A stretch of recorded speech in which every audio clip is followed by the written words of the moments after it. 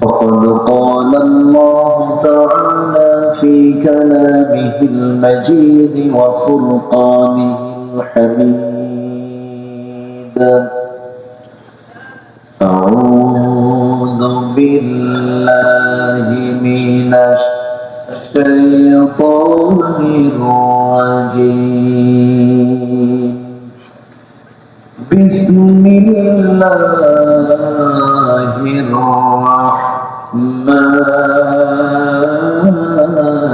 الرحيم.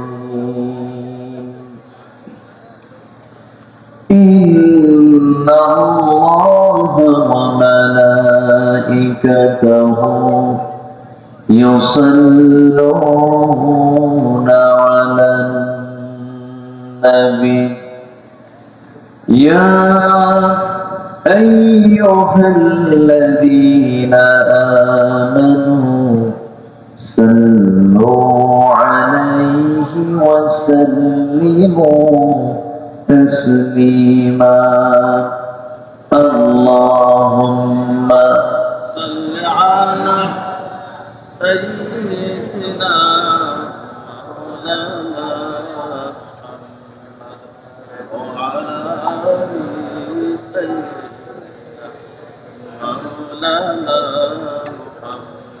সবাই বলুন বালাগাল উলা বিকামালিহি কাশাফাত তুজা বিজামালিহি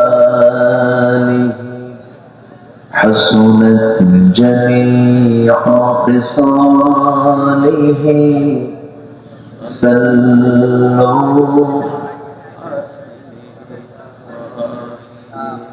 سراج الملة تمحي فخر دو عالم دلبر مولاه شريف الأنبياء نسخا كل أديان ذره بلغ العلا بكماله كشف الدجى بجماله حسنت جميع خصاله صلوا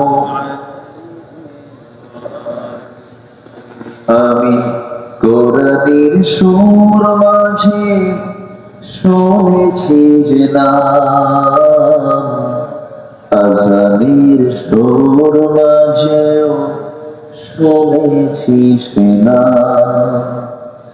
ও নাম শুনেছি আমি আমার হৃদয়, হে রাসূল নবীজি তোমায়, হে রাসূল নবীজি তোমায়। সবাই বলি সাল্লাল্লাহু আলাইহি ওয়াসাল্লাম।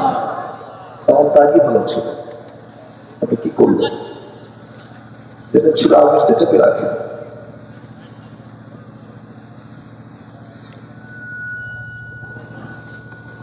পৃথিবীর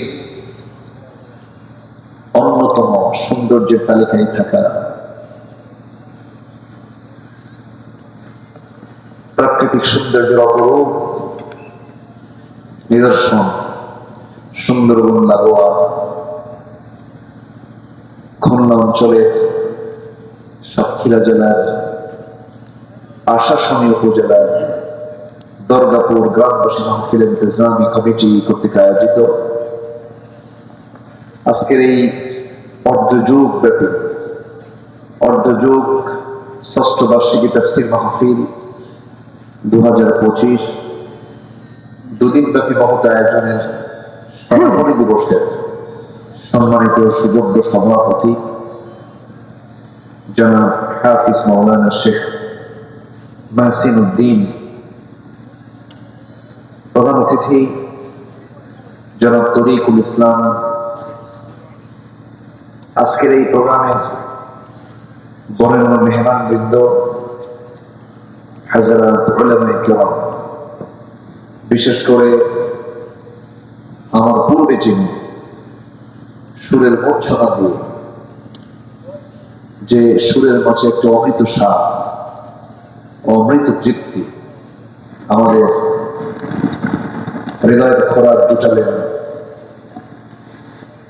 আমার পূর্বে যিনি সুন্দর তেলাওয়াত দিয়ে আপনাদের হৃদয়টাকে জড়িয়ে দিয়েছেন, হাফিজুল কোরআন, কারিউল কোরআন, খুলনা জাতীয় বিশ্ববিদ্যালয় সেন্ট্রাল মসজিদের সম্মানিত ইমাম জনাব মুস্তাকিব বিল্লাহ হাফিজাহুল্লাহ, উপস্থিত হাজারাত উলামায়ে কেরাম, ফদল আইজাম, সুশীল সমাজ, জাতির শ্রেষ্ঠ সন্তান, শিক্ষক মন্ডলী, জাতির বিবেক সাংবাদিক বৃন্দ, সামনে উপস্থিত, দূরে কাছে বিভিন্ন স্থান থেকে ছুটে আসা কালেমার ঝান্ডাবাহী, তাওহীদের পতাকাবাহী, দ্বীন ইসলামের নরসারদুল বীর মুজাহিদ, প্রাণ প্রিয় সম্মানিত দ্বীনী ভাইরা, আড়ালে বসে আছেন শ্রদ্ধেয়া সম্মানিত মা বোনেরা। আলোচনার সূচনায় আনুষ্ঠানিকতার মধ্য দিয়ে আমার পক্ষ থেকে আবারও দিল খোলা সালাম, আসসালামু আলাইকুম ওয়া রাহমাতুল্লাহি ওয়া বারাকাতুহু।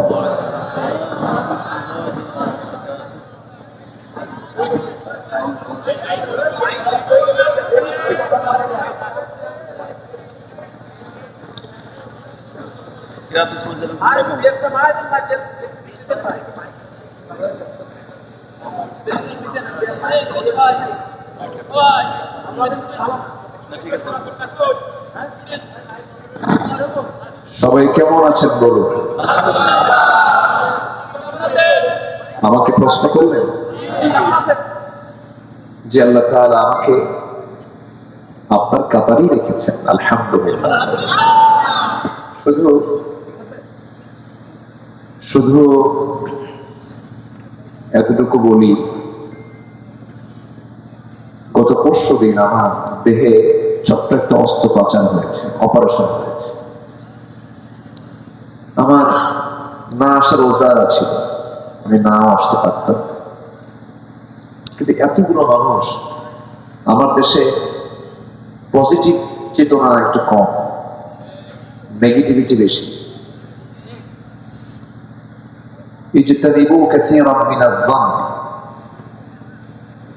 তোমরা কুধারণা থেকে নিজেকে গুটিয়ে রাখো। ওয়ালা তাজাসসু ওয়ালা ইয়াগতাব বা'দুকুম বা'দা, সূরা হুজুরাত আল্লাহ রাব্বুল আলামিন এর ব্যাপারে বলেছেন। কিন্তু আমার দেশে এটা খুব বেশি। আমি যদি আজকে ধরুন, আজকে যদি আমি না আসতাম, না আসতে পারতাম, বলতো যে হুজুরই দেখুন, অনেক নেগেটিভিটি ছড়িয়ে পড়ে। আমি একটু যে বড় গলায় কথা বলবো, আমার যে প্রকৃতি, আমার যে স্বভাব, সেই ভাবে যে কথা বলবো, সেই সুযোগটা আমার নেই, দৈহিক ফিটনেসটা নাই। এর মাঝে আবার মাইক যে কি শুরু করলো বুঝলাম, এরকম নয়েজ সাউন্ড, এমনিতে আমি বিকল, এর মাঝে যদি মাইকটাও বিকল হয় তাহলে মহাবিকল। একটু আমাকে হেল্প করেন না ভাই, একটু চেষ্টা করেন যেন সবার কানে কানে যেন যেভাবেই হোক আওয়াজটা যেন পৌঁছে যায়। সম্মানিত ভাইরা,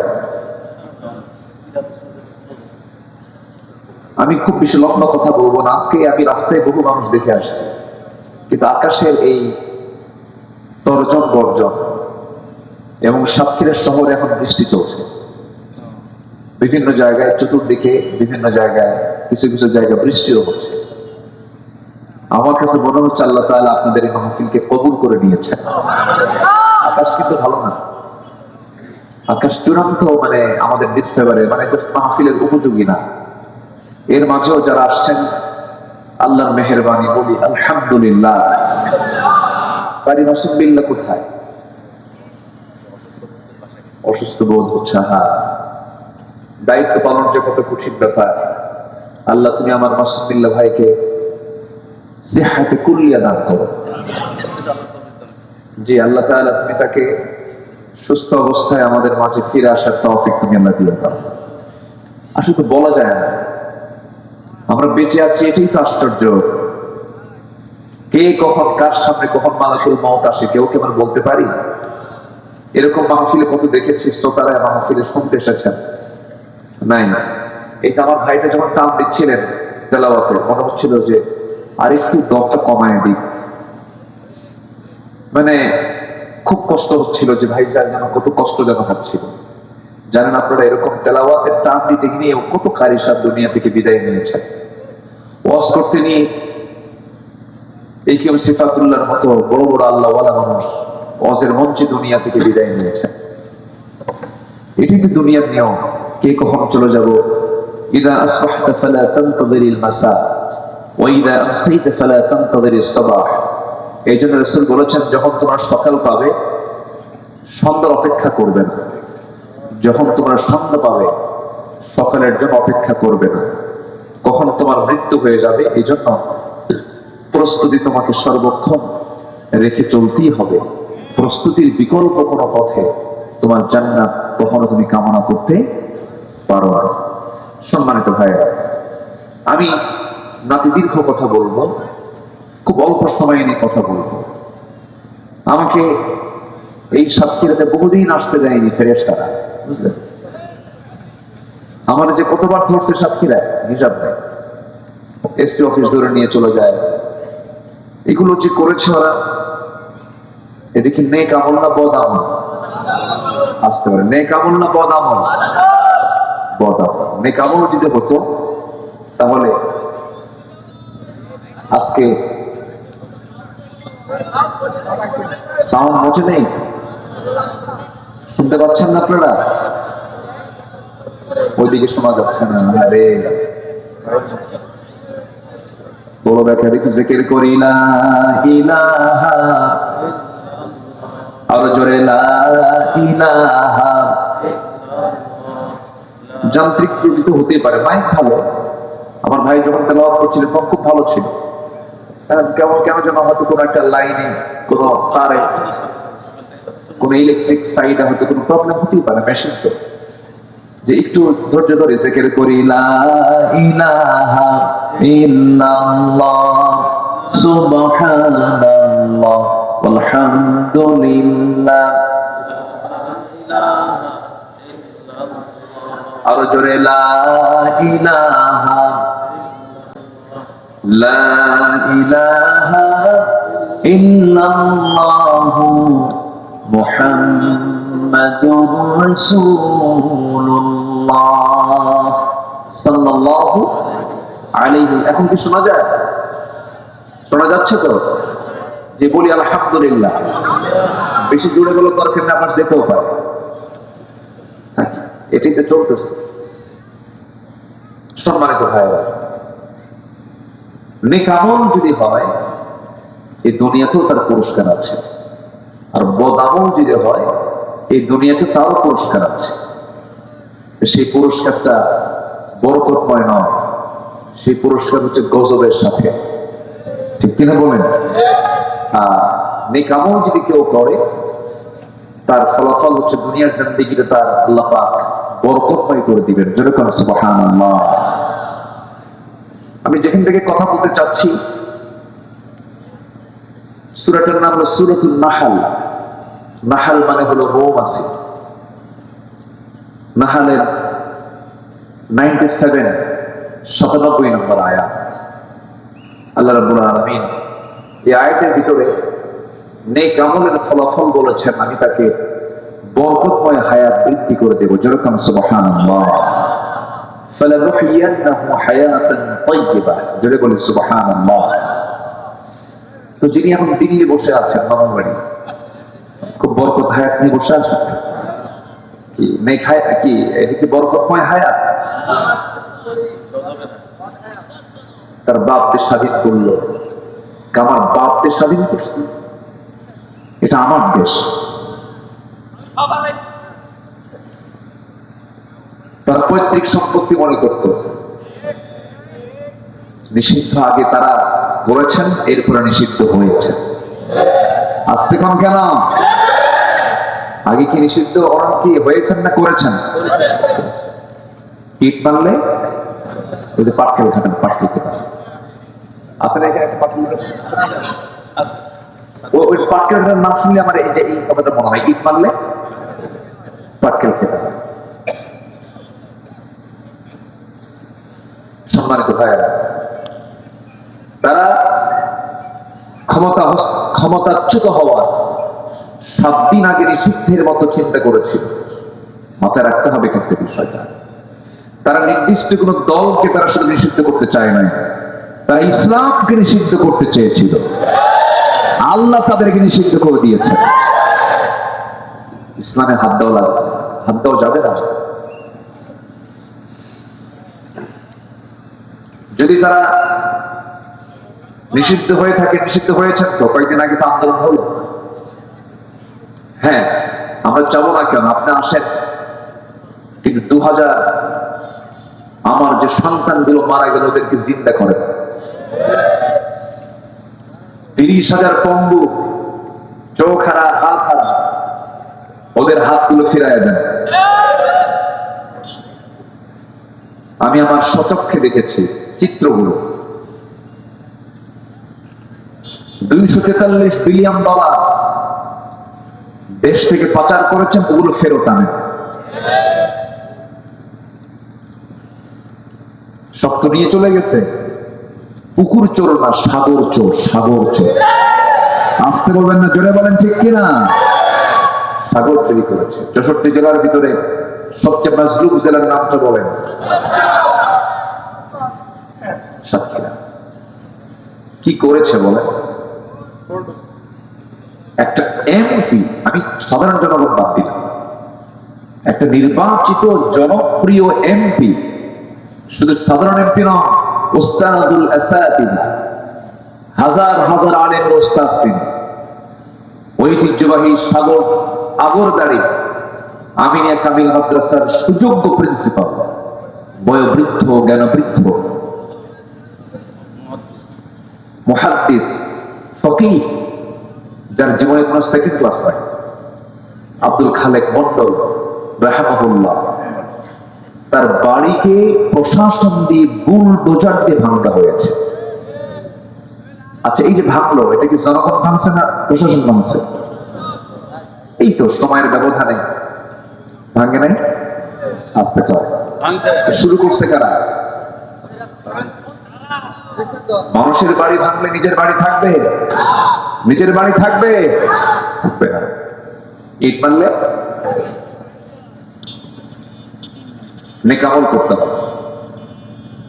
আল্লাহ রাব্বুল আলামিন বলেন, মান আমিলা সালিহান মিন যাকারিন আও উনসা ওয়া হুয়া মুমিনুন ফালানুহয়িন্নাহু হায়াতান তাইয়্যিবা ওয়া লানাজজিয়ান্নাহুম আজরাহুম বিআহসানি মা কানু ইয়ামালুন। জোরে বলুন আল্লাহু আকবার। সূরাটার নাম কি বলছিলাম বলেন তো?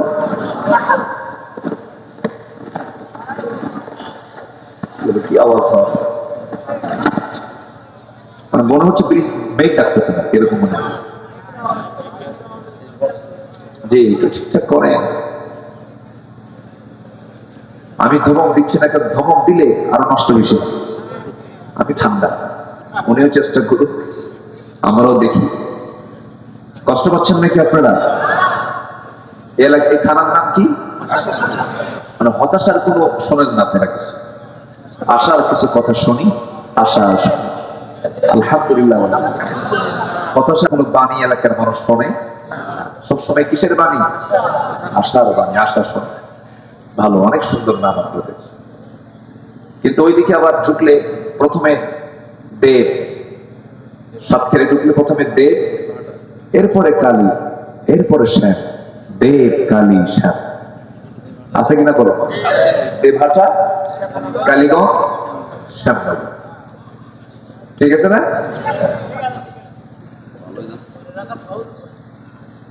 আবার ওইদিকে আবার মুন্সি দিয়ে শেষ হয়েছে।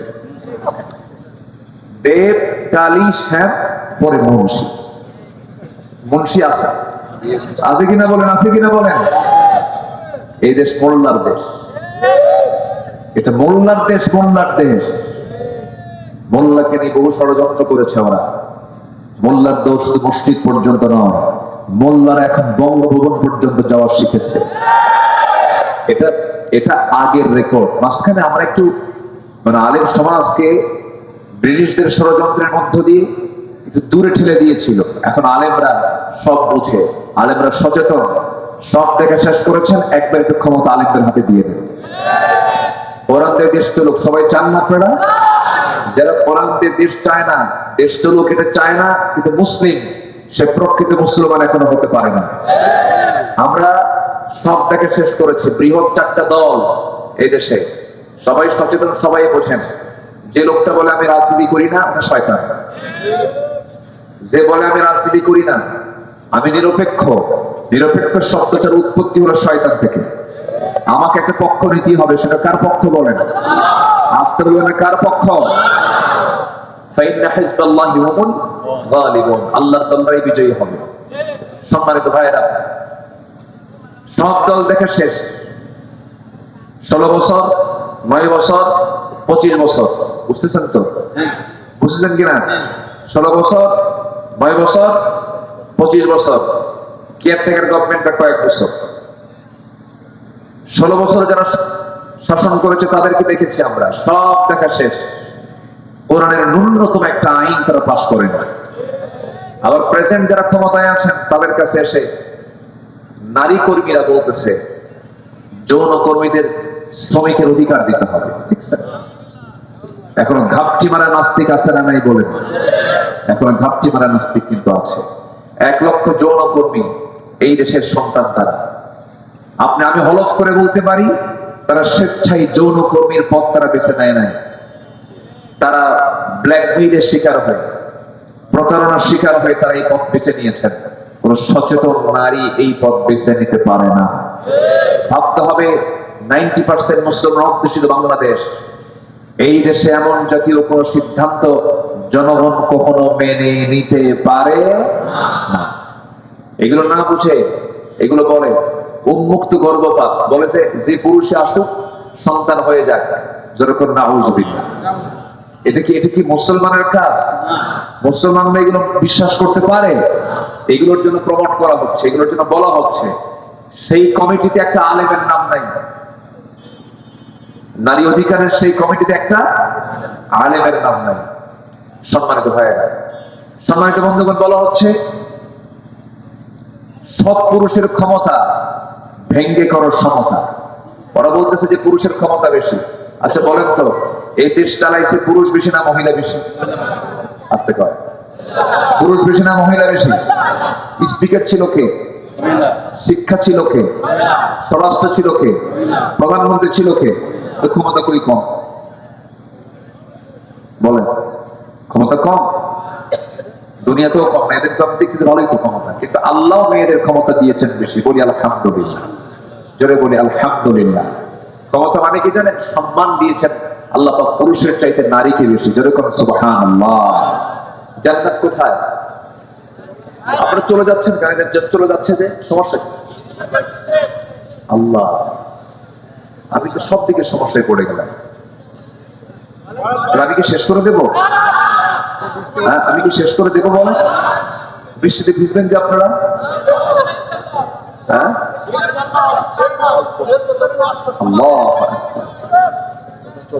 যে একটু একটু সময় দেন। আপনি যদি চলে যান, আমার তো বুকের একটা করে তার ছিঁড়বে। জানেন, যিনি আলোচক তার সামনে থেকে যদি শ্রোতা ওঠে, তার কাছে এটা চরম একটা কষ্টকর কাজ, চরম কষ্ট হয় তার। আপনি কি চান আপনার ভাইটাকে কষ্ট দেবেন? আপনারা বসেন না। আমি এতটা অসুস্থ, আপনারা যদি জানতেন কোন মা তার সন্তানকে ঘর থেকে বের হতে দিত না, কোন স্ত্রী তার স্বামীকে বের হতে দিত না, কোন ছেলে মেয়ে তার বাপকে বের হতে দিত না। শুধু এতটুকু বললাম।